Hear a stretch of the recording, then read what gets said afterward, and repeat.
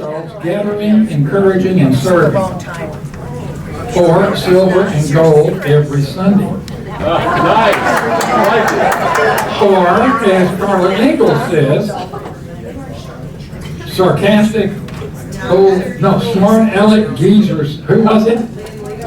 Lynn. Smart aleck geezers employing sarcasm or something. Reality check back there. Lynn Leader.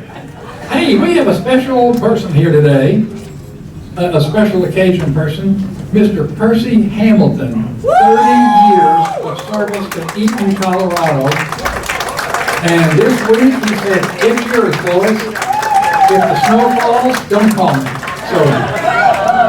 So what are you going to do now that you've grown up, Percy? We don't know. Okay, we'll put you to work. Yeah. Yeah.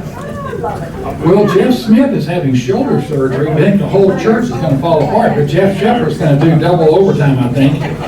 Hey, you got a roster of our class, right? When you need manpower, call the younger guys here. Karen Barkley, come up here. We've been having fun hearing from our own people. Okay? And Karen Barkley, as you know, was a professional tour guide on buses and traveled the country at 60 miles an hour and had a microphone in her hand. So she needs very little introduction from me, Karen Barkley. Can you hear me? Yes, ma'am. Would you put a big smile on your face then so I can hear me? Okay, I'm Karen Barkley, and I've lived in Colorado my entire life, but I got to start back when I was 4 years old, when I first came to know the Lord. So my older sister, she was 7, she was 3 years older than me, and we used to go to Sunday school, and if you remember back then, my mom took a hanky and put a quarter in it, and you were sent off to church, you know, and so you had to spend a quarter in that plate. That's what you were supposed to do, right? So she comes home from church one day, and she goes like in the typical, I know something you don't know, I know something you don't know. And I'm going, what? And she goes, well, I'm not going to tell you. And I'm going, like, come on, tell me. And she goes, well, I'm going to heaven one day and you're not. And I'm going, what? And she says, I'm going to heaven one day and you're not. And I'm going, like, I want to go because I wanted to do everything she was doing. And so she says, well, do you really want to do it? And I said, yes. And so she goes, okay, so here's the deal. We have to take everything out of our closet on the floor, and it's dark in there, and you'll pay attention to me when I'm talking to you, you know. So we take everything out of the closet, and we went inside, and she goes, now get on your knees first. And I got on my knees, and she goes, fold your hands, close your eyes. And I folded my hands, and I closed my eyes, and she said, now the first thing you got to do is say you're sorry for every bad thing you ever did to me. And I'm going, I don't need to say that. She goes, yes, you do, or you're not going. And I'm going, okay, so I'm really sorry for every bad thing I ever did to you. And then she goes, now say you're sorry for every bad thing you did to anybody. And I go, okay, I'm sorry for every bad thing I ever did to anybody. And she said, now ask Jesus to come into your heart. And so I said, Jesus, come into my heart. And she goes, can you feel it? He's washing it white. And I'm going like, okay. And she goes, stand up now, and you can go to heaven when I go to heaven. So I still remember that from 4 years old. And I'm thinking, if it made that big of impact on me at 4, you know, and it carried me through my whole life. But the thing was, I wanted to bring you up to date more to 50 years old, okay? So when I was 50 years old, I retired early from teaching because they had a one-time buyout for the older teachers. They want to get rid of us and hire the younger teachers, okay? So they paid them less. Yeah, been there, done that. So anyway, they had that buyout time, and so I retired at full benefits at age 50. And I'm thinking, okay, Lord, what do you want me to do with my life? And so I went outside every day, and I was sitting on the deck, and I was just writing on papers, and I'm not a very good writer.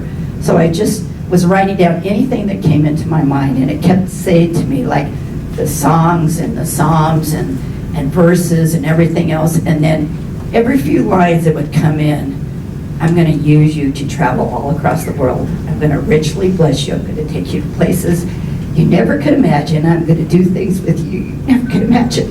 Can't hardly say that. So I was like reading through that, I'm thinking, God, what do you have in mind for me? You know, what are you going to do with me?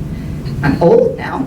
And so all of a sudden I thought, you know, I've always wanted to be a flight attendant. Why don't I just apply to be a flight attendant? So I did, and I went through all the hoops real easily. And I tell my kids this is the blue suit story.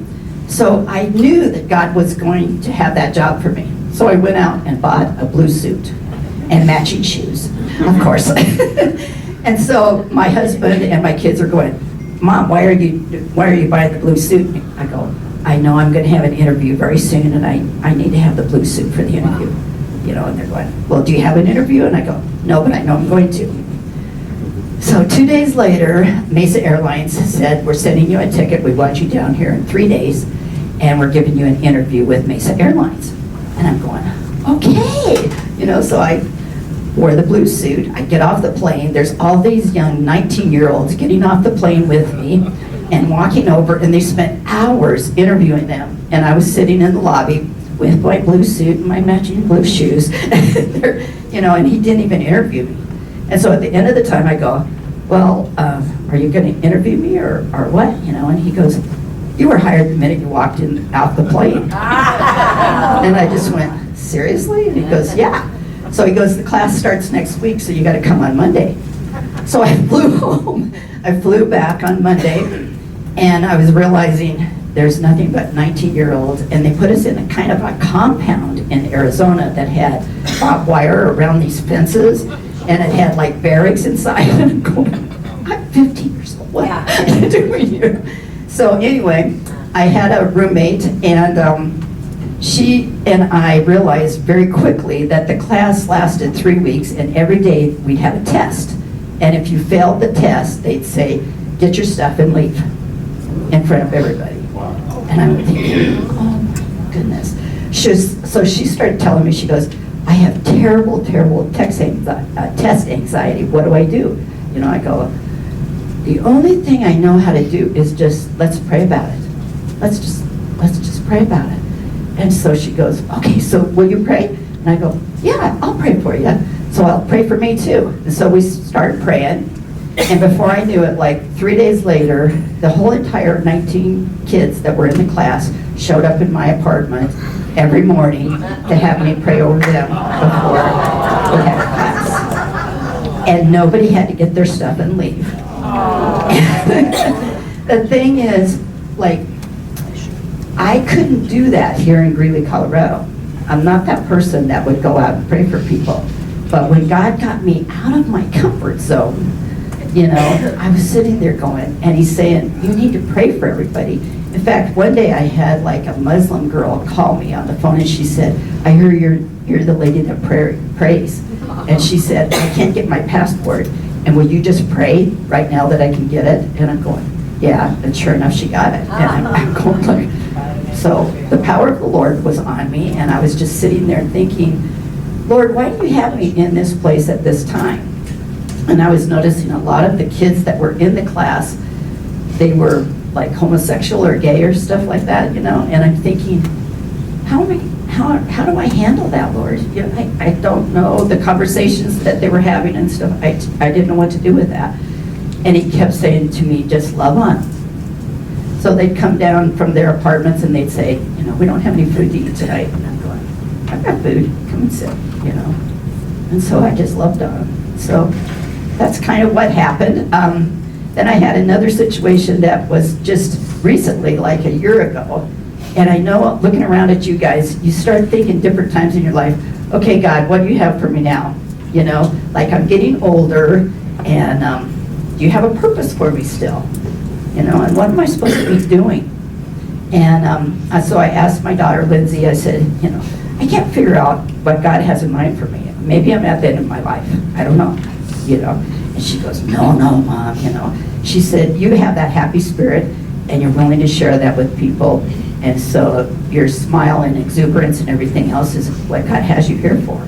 Well, little did I know that God not only had me here for that, but I want you to raise your hand if you work for the COC. the Community Outreach Center. Like, look at all these hands. Those are the lovely people that I met, and I went, God has a place for me right here at the front desk, just saying hi to people. And I've met so many people that every time I go there, I pray before I get there, and I just say, God, put my eyes on who you want me to pray with today. And the people that walk in the door, like there was a young man, and he looked so down and out, and I just went over and I just go, give me your hand, just let me pray for you. And he goes, no, at first, and then he goes, on second thought, come over and pray with me. There was a grandmother one day that walked in there, and she just looked lost, and I was just thinking, I could tell how she was feeling. She looked like she was ready to cry. And they took her in the office and gave her the whole thing, 9 yards about food and clothes and all that kind of stuff. And so she got around the corner, and she was standing looking at all the clothes, and she just burst into tears. And I just go, what can I do for you? And she said, I never thought in my life I'd be in this place. She said, I had a home, I had everything I needed, I had medical bills. All of a sudden I lost my house, I'm in the Guadalupe Center, and I don't know why I'm here.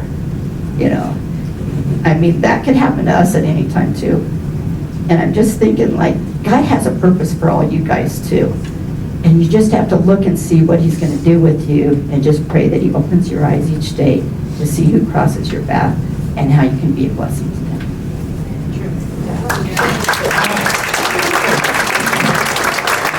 Before you leave, would you point out the emergency exits of the people in case of fire? We knew she was cool. I just didn't know that much cool. Wow. Actually, if the fire alarm ever goes off while we are in class, there's a door there, and there's a door back there. Half of you should go out that door, because if it ever goes off, you're going to get out of here. Okay? We're not going to sit around and go, I wonder if it's a false alarm or not. Nope. We're heading to the parking lot, okay? The class is over. We don't have to panic and run, but we start moving, okay? You can bring your stuff with you. Lynn will carry you down the stairs if we have to, okay? Don't worry. You'll lead the way. Okay, there we go. Meanwhile, I have a handout that has stages on it, page 1, and the first thing you'll see is a quiz. 2 questions, spiritual gifts. What are spiritual gifts? A, B, or C, or D? Hard question because there's not an all of the above. Give me the answer, isn't it? What do you think? I hear C, that's right. They're not merit badges. They're not signs of maturity. I know people who are very spiritual but not that mature. I also know people who are very mature and not always that spiritual, okay? Yeah, and they are mysterious things, D, but they're not that mysterious. A little matching exercise, there's 3 lists. There's the list in Ephesians that we actually heard David was talking about last week, and the one that's most familiar, Romans 12, which are called the motivational gifts, okay? Romans 12, and the little point number 2, Romans 12, the motivational gifts seem to be permanent. I had the gift of organizing things before I became a Christian. I was organizing bus trips when I was in high school. Crazy. For the band to go to a football game that the school didn't want to pay for. So we just chartered a bus, and I sold tickets, and off we went. And I was encouraging people, and I had an encouragement gift, the organizational gifts that were in my life. I just began to encourage them toward Jesus. Now, okay, one of the bus trips I organized was to a strip club, okay, in the Air Force, not in high school. Long story. It's a long story. But they needed somebody to organize it, and they said, Jim can organize it. Anyway, so then I became a Christian, and now I encourage people in a better way. Okay, second on that list, Ephesians 4:11. That's when we were last week, David. Now, they are spiritual giftings, but I call those offices apostle, prophet, pastor, teacher, evangelist.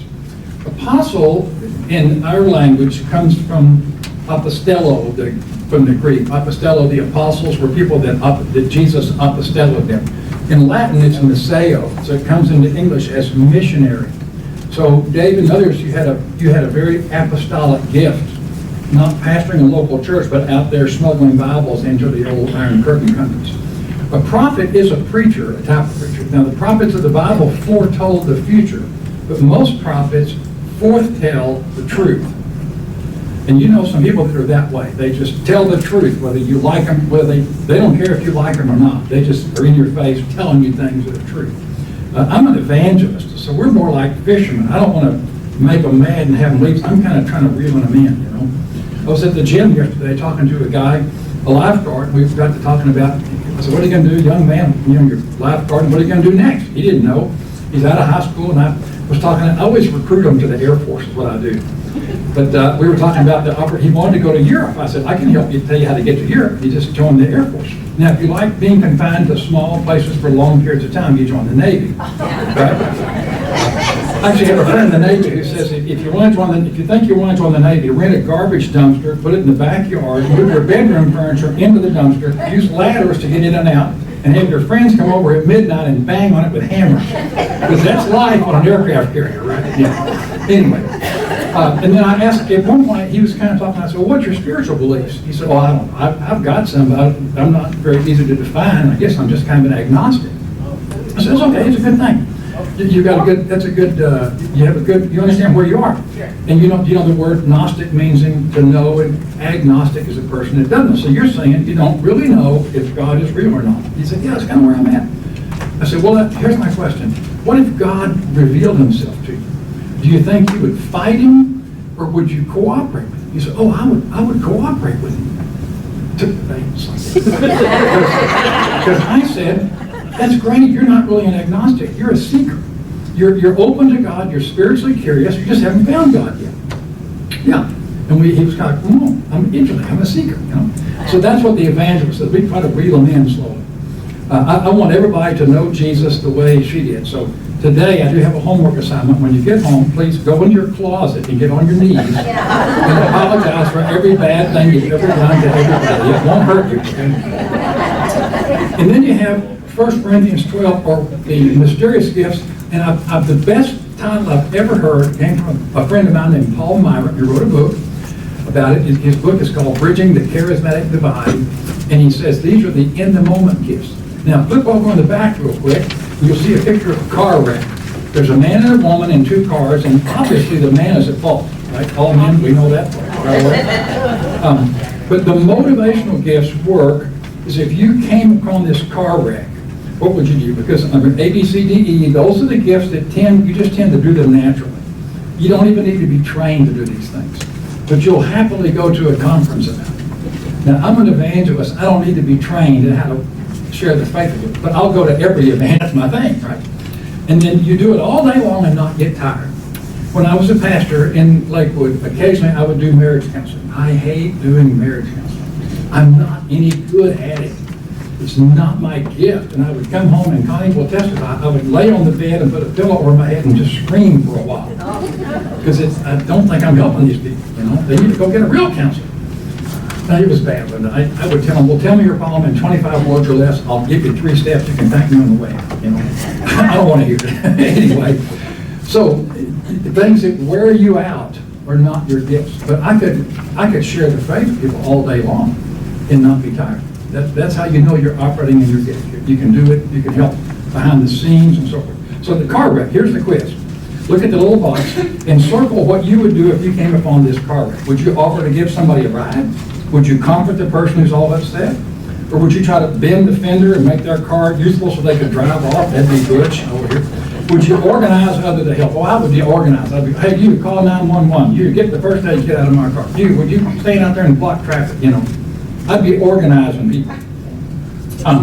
What else? Would you carefully explain to them what happened? That's the teaching gift, Would you offer to pay for an Uber? I got an Uber account. I'll call an Uber, put it on my card, and they'll give you a ride to town, whatever. That's the gift of giving, generosity. Or would you put your arm around them and assure them that, hey, your car is a mess, but you're okay. Insurance is going to pay for your car. That's the encouraging, kind of assuring gift. Or would you get in their face and say, if you had it been texting, that's the prophet, right?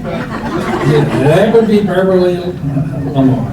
In their face. I don't know. Anyway. Coach, you'd be encouraging the people, wouldn't you? No, Sandy would be in their face, right? Yeah. Okay, so Now, just to show you, I listed the gifts. Prophecy, you can, if you want to take notes, put the word face. That's the guy that gets in your face. Service, that's the one that gives the ride, keyword ride. Teaching, teachers explain things. Karen would gently explain to them and pray for them too, wouldn't you? Exhorting is the insurance guy. Exhorting also means encouraging. And encourage means to do what? To put courage into them. Right?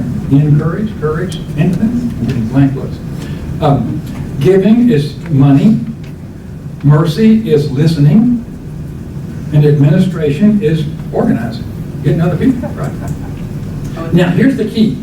Every one of those gifts is all about others, isn't it? Now, one of the motivational gifts serves yourself. It's always serving somebody else.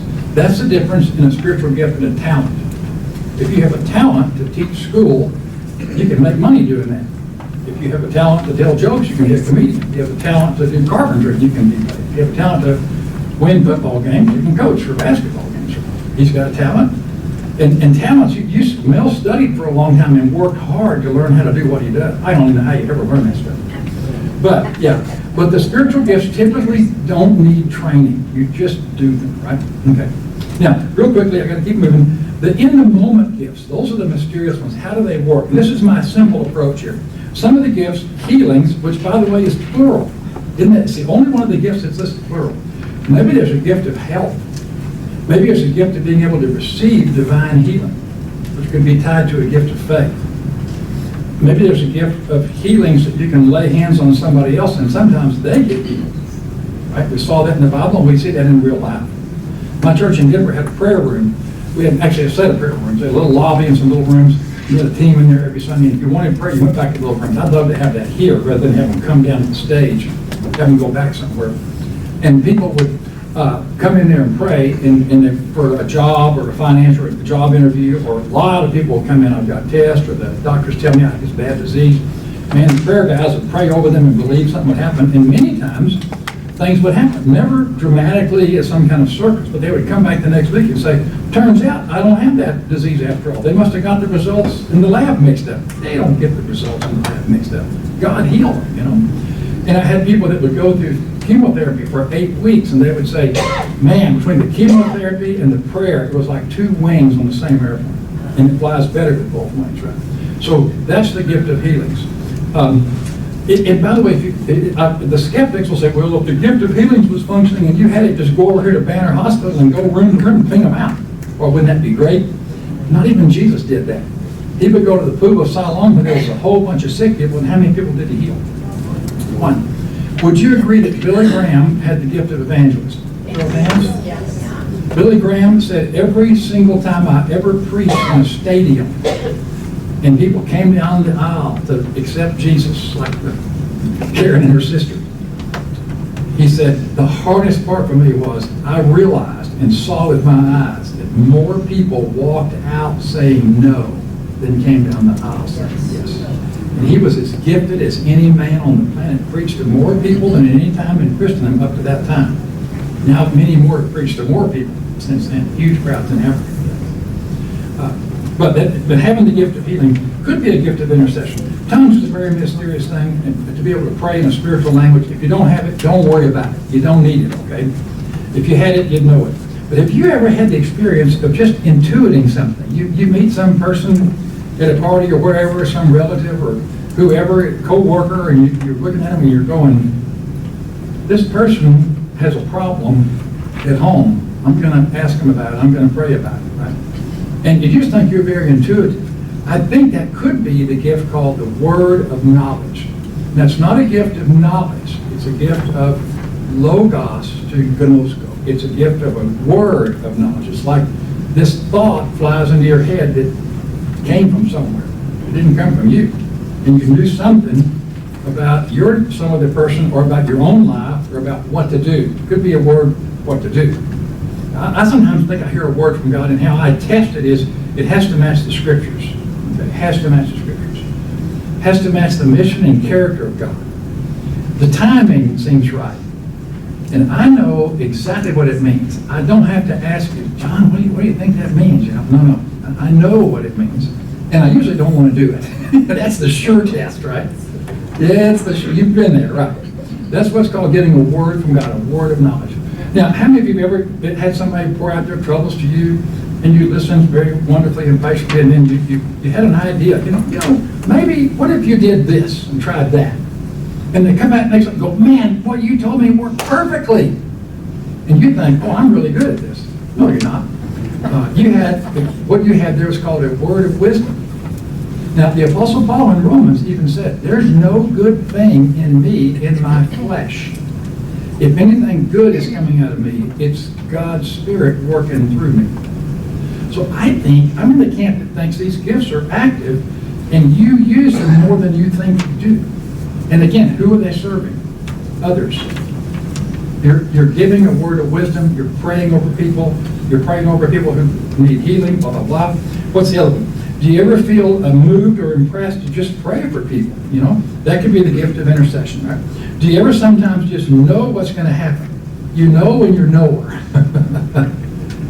I had a nun say that one time. I said, how do you know that? She said, I know down in my knower. I knew what she meant. Yeah, you just know. You don't know how you know. You just know, right? Talents are different. They're abilities innately acquired through training and practice. Talents may serve others or yourself, right? And by the way, criticism is not a spiritual gift. Sorry, ladies. Neither is judgmentalism. Oh, men too. Legalism is not a spiritual gift. Okay? And likely, there are more spiritual gifts that are on these lists. Yeah, I would not limit the tools that God gives you to minister to the list. I think the list may be examples. Okay? Amen? Questions? Comments? Rebuttals? Good. Okay, back on the front. Here we go. Today's lesson is kind of short. We have Ephesians, the last half of the chapter. We have Ephesians 4:17 to 32. And boy, we're getting into the application part of Ephesians now. I told you that was the Grand Canyon of the New Testament, the deepest of any of the books. Deep teachings mostly are found in chapters 1, 2, and 3. The two prayers of Paul are fabulous to go back and study in detail. That's Ephesians 1 and Ephesians 3. The two prayers of Paul, you can just go to town on those things. Sit down and read them and have a sheet of paper and make notes and write out what you think. But boy, he prays. He doesn't even pray that we get a job or get healed or find the right person. He's praying about our spiritual lives all the way through. So here we go, 4:17 to 19. Dale. So I tell you this, and insist on it in the Lord, that you must no longer live as the Gentiles do, in the futility of their thinking. They are darkened in their understanding and separated from the life of God because of the ignorance that is in them due to the hardening of their hearts.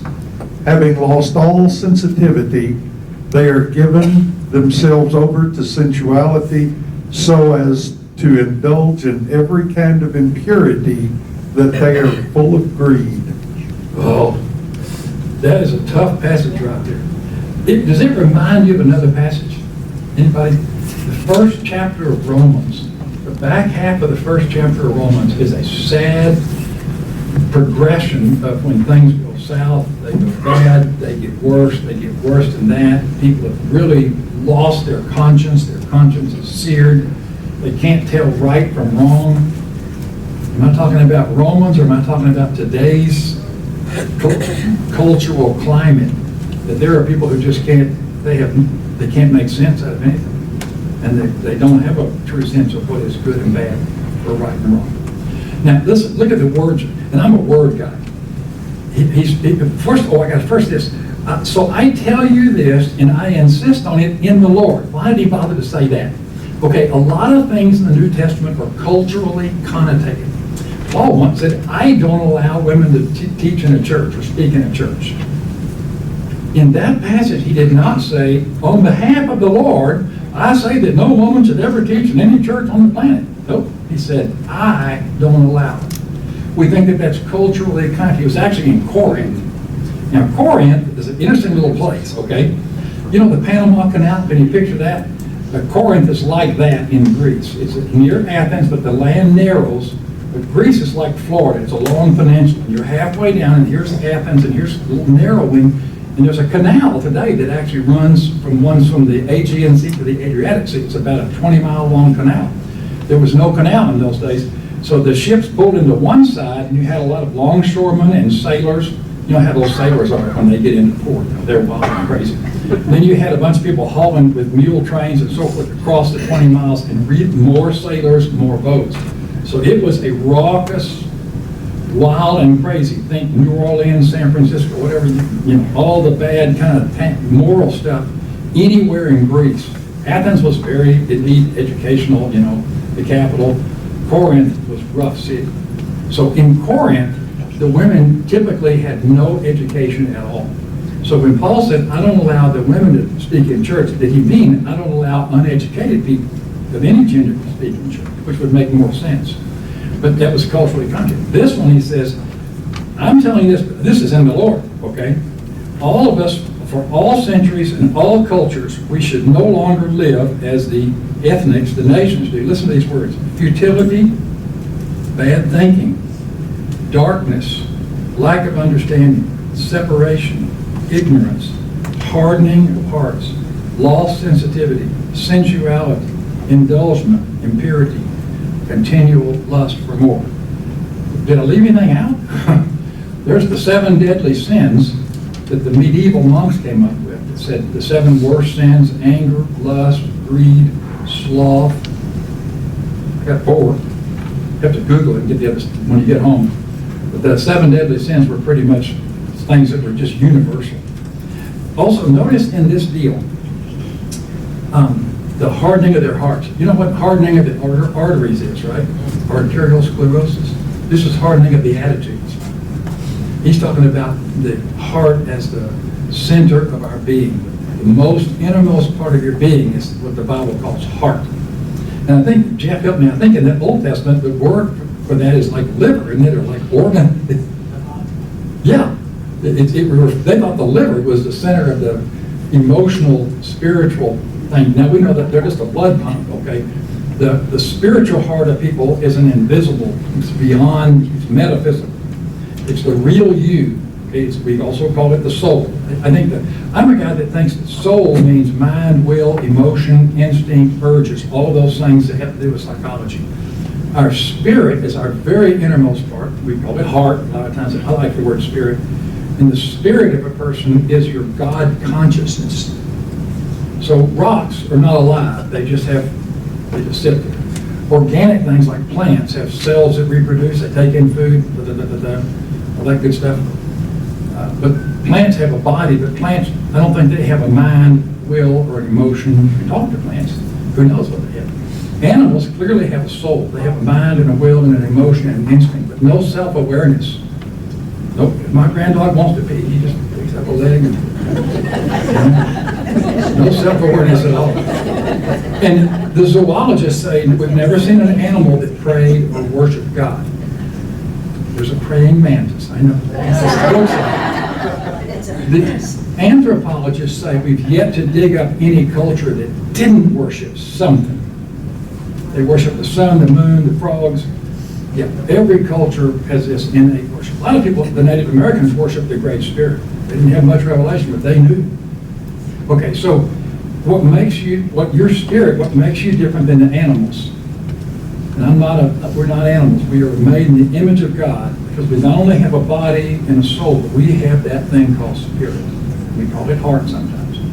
God consciousness, self-consciousness. Okay, there you go. Now keep going. Let's look at verse 20. That, however, is not the way of life you learned. That's right, it's that short. That, however, is not what you learned. But in literal language, you didn't learn it. Now, what does it mean to be a disciple? What is your definition of disciple? Who's a disciple? Church member? Pew Mormon? Yeah, all of us. I'm an etymology guy. The word disciple doesn't come right from the New Testament language. It came from Latin, as a lot of our words do. The word in Greek, by the way, is mathetes, M-A-T-H, math, which means learning, to learn, mathe, in Greek.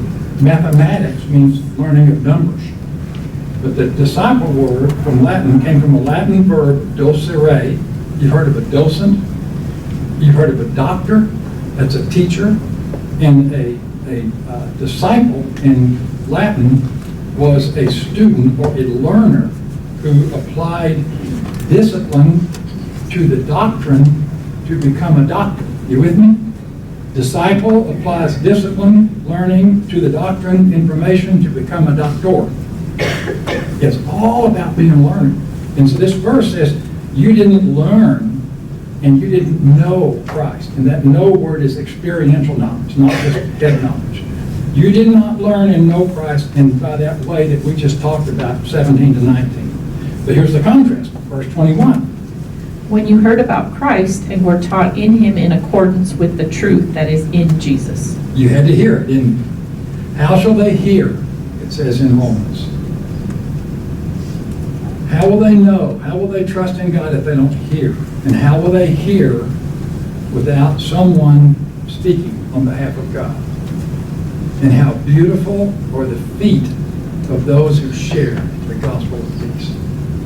Only place in the Bible says how beautiful are the feet. We commonly hear how beautiful is the face, how beautiful is the hair. Romans says how beautiful are the feet of those who share the gospel of peace and have been taught in him. Okay? So we got this huge contrast here. 17 to 19, that's not the way to go through life. 20 says, that's not you. 21 says, here's what you do. And in 22 to 24, you've heard of the 12-step program? I'm going to give you the 3-step program. 22, 23, and 24. Sandy, give us your 3-step program. Throw off your old sinful nature and your former way of life, which is corrupted by lust and deception. Instead, let the Spirit renew your thoughts and attitudes. Put on your new nature, created to be like God, truly righteous and holy. Throw off the old, okay? Be renewed, put on the new. Where is it Larry? Who was that? Were you the guy in Dallas? No, that's not Larry. Who was telling me? Where's my First Baptist Dallas guy? There he is. Yeah, Fred. Frank. I'm going to get there. You heard Dr. Roy Fish. And Connie, oh gosh, he was an interim pastor. One of the best preachers I ever heard. Could make things simple and warm, and he had it. Whatever it is, he had it. But I remember he said, a lot of people are confused about how to be filled with the Holy Spirit. It's not about exercising those gifts. He said, you want to be filled with the Holy Spirit? Exhale all of your negative thinking. Get in the closet and say, I'm sorry for being bad at you. Inhale the fresh breath of God's presence. And then just lie back and relax and let God do the rest. He will make you into the person that you want. I think that still works for me. Yeah. Lay aside the old. Let yourself submit, be renewed, put on the new. Well, the guy in the gym here today did tell me his hang-up with the biblical God was that he can't explain why a good God lets bad things happen. And I tried to say, we only had a second. I said, well, here's what I figured. Here's how I got past that question. That's a great way to say it. I used to think that, but I've gotten past that issue. I discovered one day that that's an accountability question. When you say, why, God? Why did this happen in my life? What were you thinking, God? You're saying, be accountable to me. Be accountable to me. And my friend, God is not accountable to me. I'm accountable to him. Once I realize that, quit asking why. Yeah.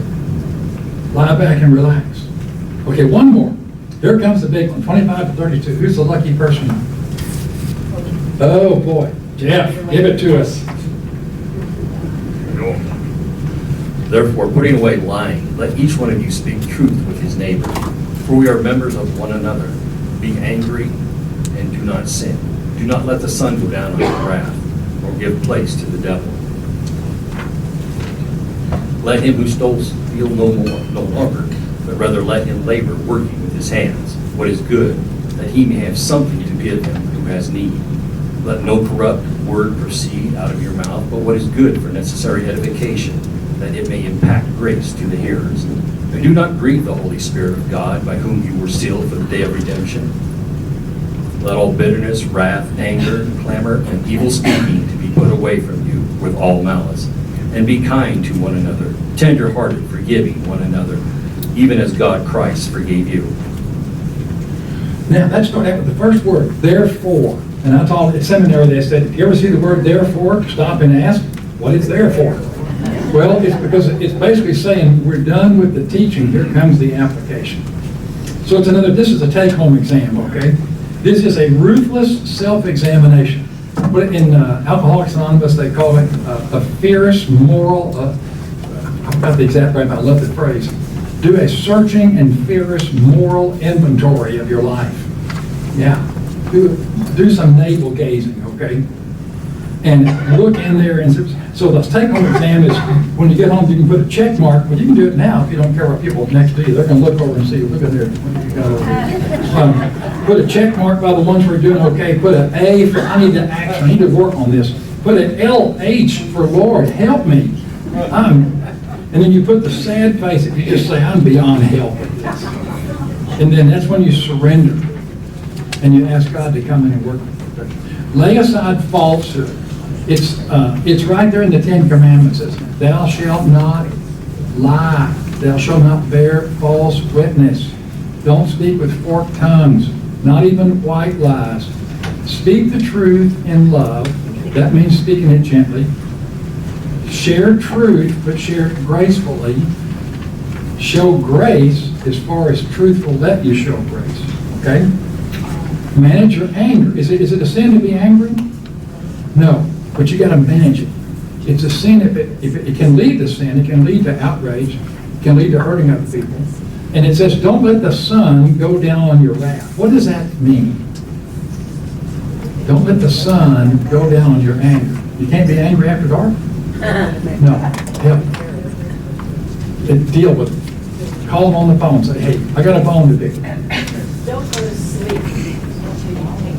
Besides, you can't. You're not sleeping anyway, are you? So deal with it. Yeah, in the South, they say, I have a bone to pick with you. And I have people come and say, Pastor, I got a bone to pick. I say, well, let me get my bone picked and let's pick it. You know, what is it? You know. And I find if you agree with people a lot, you can pull the rug out. They'd come in and say, that's the worst sermon I've ever heard last Sunday. I said, I didn't like it much myself. I really laid a turkey, didn't I? Well, then they have nowhere to go with that. Then you can say, well, what else is going on in your life? Well, my mom just learned she has cancer. That's why you're here. A lot of times if somebody complains to you, the symptom that they're talking about isn't the real reason. Y'all know that? Yep, you got to dig a little bit down in there. Okay, don't give the devil a foothold, right? That's right. Stop stealing, you bunch of thieves. No. Stop procrastinating. You know, the church has a support group for procrastinators. Did you know that? We do. You ask me, when do they meet? Well, they haven't got around to it.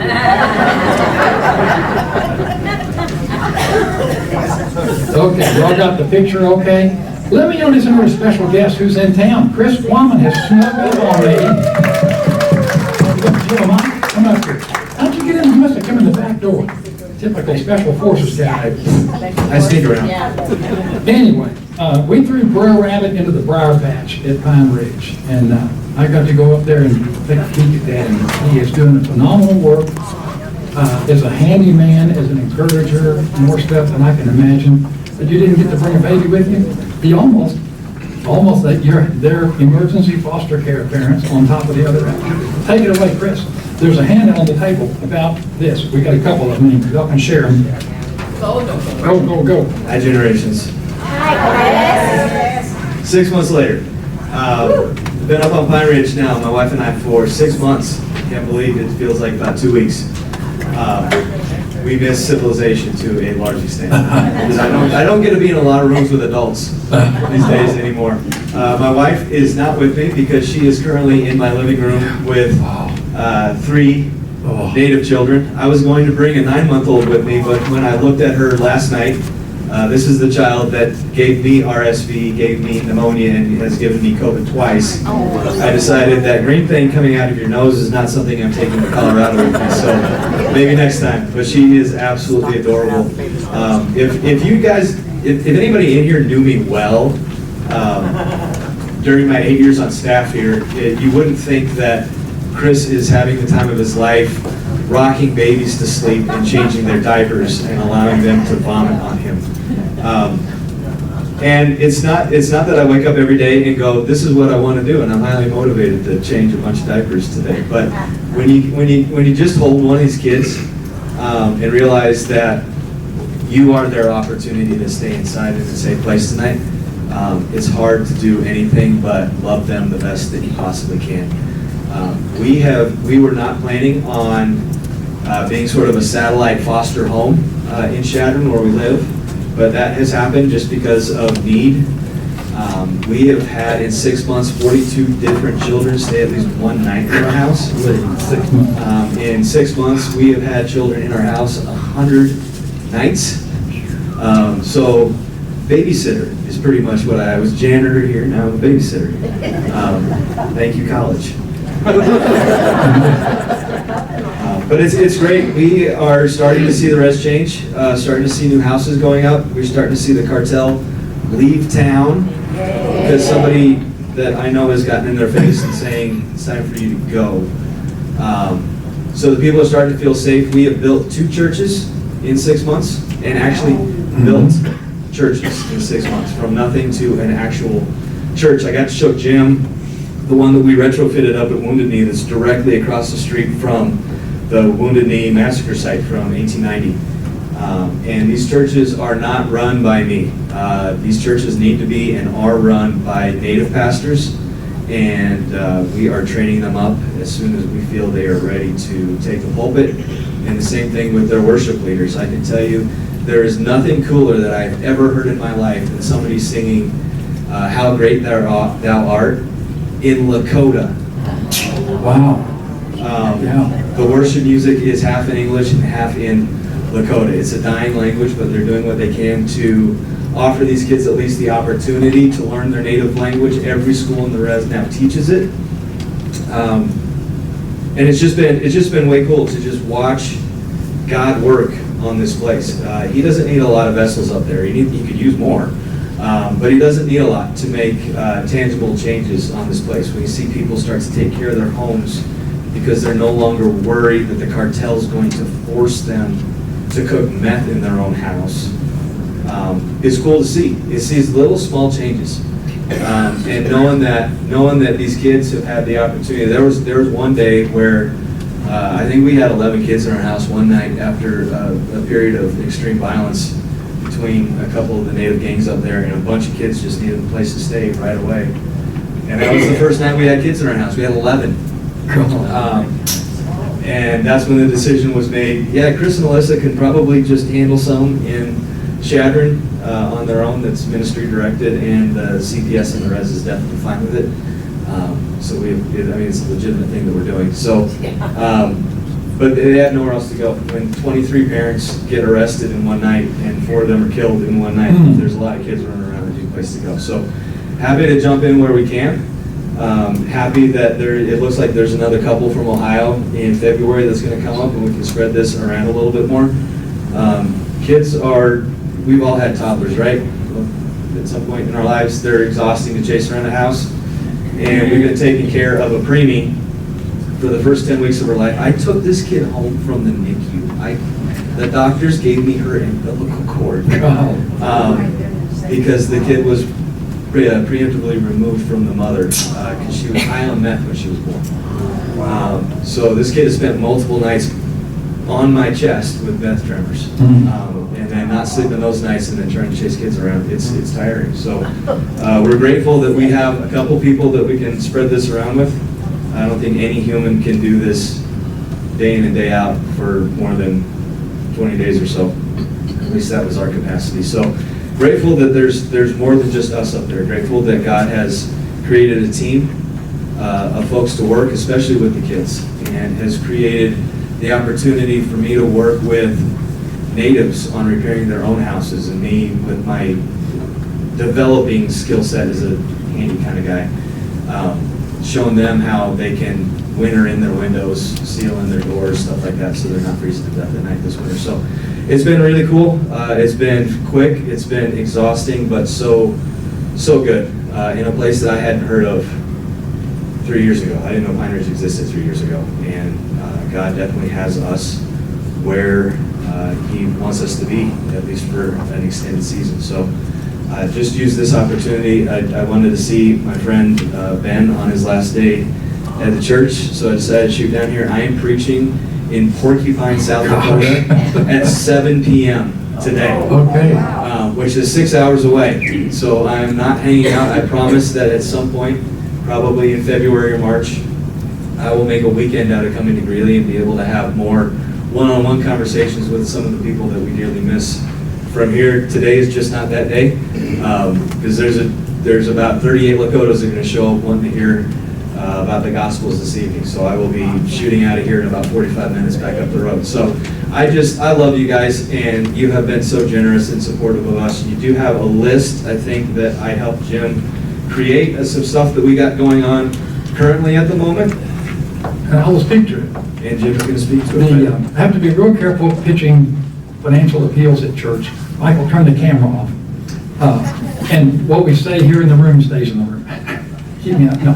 But we love supporting David and Brenda's stuff. We got people supporting COC. You guys give to church, but sometimes in the year we do a little extra giving, don't we, for things. And I love to kind of keep it in-house. And this is our guy up there in Pine Ridge. And he is one of the 70 people for which Jim and Connie handle the money for. That's what we do for all kinds of missionaries around the world and orphanages and water well drilling projects. But this is a rock star kind of thing up here. And I have a feeling we're going to want to be up there one of these days. We're going to take a van load of us up there. I hear Percy's pretty good at repairs, Chris. He's available. He'd be a kid in a candy store up there, wouldn't he? He would be, Mel Lamar would be up there, yeah. Anyway, you can give through Servant to Christ to support Chris. And he listed here quite a few things. The $1,000 for kids' furniture, $700 for the winterizing projects, more supplies to help build a spring church. And then you did get the car, right? You got the vehicle, but we haven't paid it off yet. Okay, but you paid most of it off. Okay, but it would be good. We already have $1,000 given from this class for this stuff. So, yeah, you don't have to have the money today. I'm talking end of year, a whole month, okay? Maybe you've got something you can sell, taking up space in your garage, like a boat or something. Yeah, and yeah, here's Chris's cards. I'll be go back at the door back there when we're going out. Catch them on the way out. Shake them down. No, we have a whole month, okay. But I would think quietly over the next month, I would love to see us put the boost on this thing, because it is the worst place I've ever been in the United States. In fact, it makes Haiti look nice. It really does. Okay, that's it. Father God, we're closing out the morning. We thank you for the great morning and the praise, and we send Ben off to Florida. And that's what you do, Father. You send him off. How beautiful are the feet of Ben and Katie and those boys and the impact they're going to have there in Florida. I'm sure they'll be in church, and Katie will have her hands on everything too. And we bless them as they go, Father, and trust that you will rebuild the worship team as you always do. And we bless Chris, and we speak your blessing over him, especially today in this venture. And God, you've got to give him supernatural strength and protection and wisdom and all those gifts we talked about, the words of knowledge and the words of wisdom. He's got to have the knowledge and the understanding to break those cultural barriers, that light would shine and people would move from that before we read about it. They'd move into the after in the walk of life. And many of them are believers. We speak your blessings over that whole Lakota, Ogallala, Sioux tribe at Pine Ridge. Amen and amen. Okay, that's lunch, people. The clock is, ignore that clock because it's 7 minutes slow. I gotta fix that clock.